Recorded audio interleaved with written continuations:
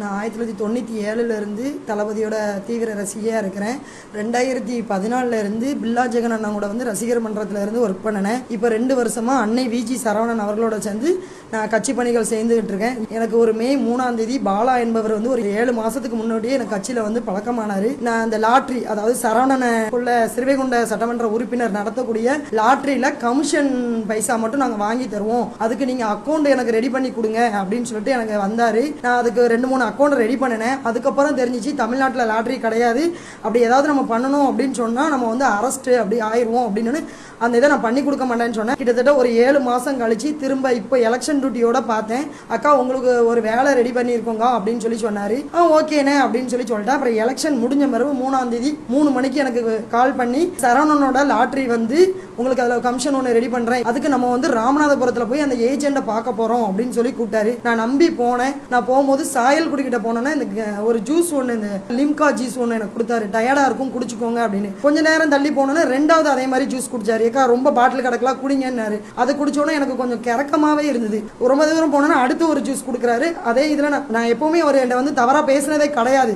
அந்த நம்பிக்கையில் நான் அவர்கிட்ட அந்த ஜூஸை வாங்கி குடிச்சிட்டேன். கொஞ்சம் தூரம் போனோன்னு ரொம்ப கிறக்கமாயிட்டு திரும்ப வண்டி நிப்பாட்டும் போது இறங்கி பார்க்க ராம்நாடுல அந்த தர்காவுக்கு பின்னாடி ஒரு லார்ஜ் முன்ன போய் நிப்பாட்டினாரு. ஒரு பையன் வந்தான், அவன்கிட்ட போய் பேசிட்டு வந்தாரு. திரும்ப அக்கா எங்கள் ஊர் கோவில் கூடலாம் நடந்தனால எனக்கு ரொம்ப டயர்டாக இருக்கு, நீங்களும் கிறக்கமாக இருக்குங்க, ஆளுக்கு ஒவ்வொரு ரூம் புக் பண்ணுறோம், நீங்கள் அதில் ரெஸ்ட் எடுங்க, உங்களை நான் காலையில் கொண்டு ரிசல்ட் நாளில் நம்ம சரவணன ரிசல்ட் வரும்போது அங்கே போய் நின்றுவோன்னாரு. நான் நம்பி ஓகேன்னு சொல்லி போனேன். கதவை அடைக்கலான்னு பார்க்கும்போது இல்லைக்கா நீங்கள் கதவை அடைக்கீங்க, கிறக்கமாக இருக்கீங்க, நான் சாப்பாடு வாங்கிட்டு கொடுத்து மரவை அடைங்கன்னு சொன்னார். கொஞ்சம் நேரம் கழிச்சு பார்த்தா சாப்பாடு வாங்குற வர்றேன்னு சொல்லிட்டு பார்த்தா என்னோட பேண்டை கலட்டினாரு. அப்போ நான் தடுக்கிறேன். ஆள் ஷவுட் ஆனால என் மேலே விழும்போது என்னால் அவரை தடுக்கவே முடியலை. தள்ளி தள்ளி பார்க்குறேன், முடியல. இவர் மாற்றி அவன் விடிய காலம் இருந்துச்சு நான் சத்தம் போடுறேன். ஏன்னா நான் ஒரு பெண்ணு நம்பி வந்ததுக்கு எனக்கு நீ நம்பிக்கை துரோகம் பண்ணுறேன்னு கேட்டதுக்கு அவன் நீ வெளியில் சொன்னேன்னா உன்னை மிரட்டிடுவேன், சரவணன் தானே கூட்டு வர சொன்னார், நீ நியாயம்லாம் சரவணன் போய் கேட்டுக்கோன்னு சொல்லிட்டாரு. திரும்ப நான் வீட்டுக்கு மறுநாள் ரிசல்ட் நான் யார்ட்டையுமே சொல்லலை. 2-3 நாள் கழிச்சு நான் சரவணன்டே கேட்டேன். அடே நீ இப்படி சொல்லி கூட்டு போனானேன்னு கேட்டதுக்கு அக்கா நீங்கள் இதெல்லாம் போட்டுட்டு பெருசுப்படுத்தாங்கக்கா,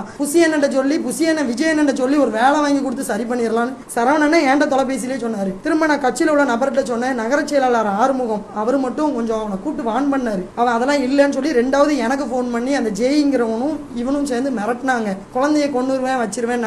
எங்க ஊர் போலீஸ் ஸ்டேஷன் போனா நியாயம் கிடையாது. ஏன்னா ஆல்ரெடி நான் நிறைய கம்ப்ளைண்ட் கொடுத்தலாம், அவங்க யாருக்குமே எடுத்தது இல்லை. அதனால நான் முதலமைச்சர் தனிப்பிரிவில் போய் கொடுத்தேன். அவங்க ஆக்ஷன் எடுத்ததா ஞாயிற்றுக்கிழமை தான் தெரியும். இதுல பாதிக்கப்பட்டது நான் மட்டும் இல்லை, இன்னொரு பொண்ணும். அந்த பொண்ணோட வாழ்க்கை கிடக்கூடாதுன்னு அந்த பொண்ணு என் காலில் விழுந்ததுனால நான் அந்த பொண்ணை இந்த வெளிச்சத்துக்கு கொண்டு வரல.